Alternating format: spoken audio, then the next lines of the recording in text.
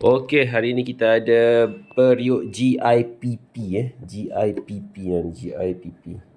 So periuk ni dia ada ini set yang 11 set yang 11 pieces.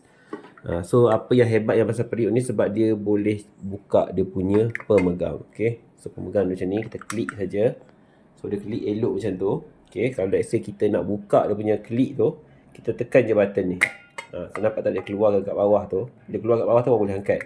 Tapi let's say lah tengah masak, kita angkat tengah masak macam ni, tiba-tiba lah kita tertekan. So apa jadi? Tak jadi apa-apa. Nampak tak? Sebab apa? Sebab kita masih lagi pegang kat bawah ni. Sebab tu lah itu antara dia punya safety features dia lah. Sebab dia tahu dah orang mesti tertekan kat sini punya. So tak ada apa. Okay.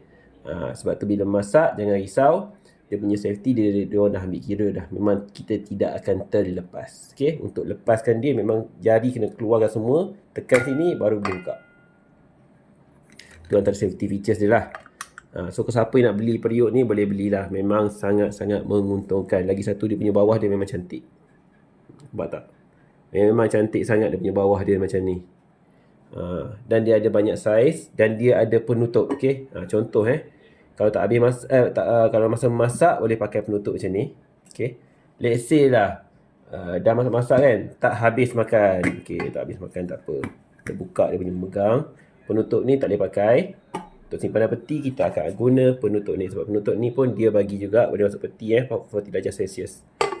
So tutup macam ni je. Dah sesuai masuk peti terus. Okay. Dan kuali ni adalah ceramic coating. Titanium ceramic coating.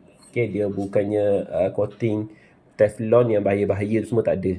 Memang coating yang elok. So siapa yang nak beli boleh grab sekarang.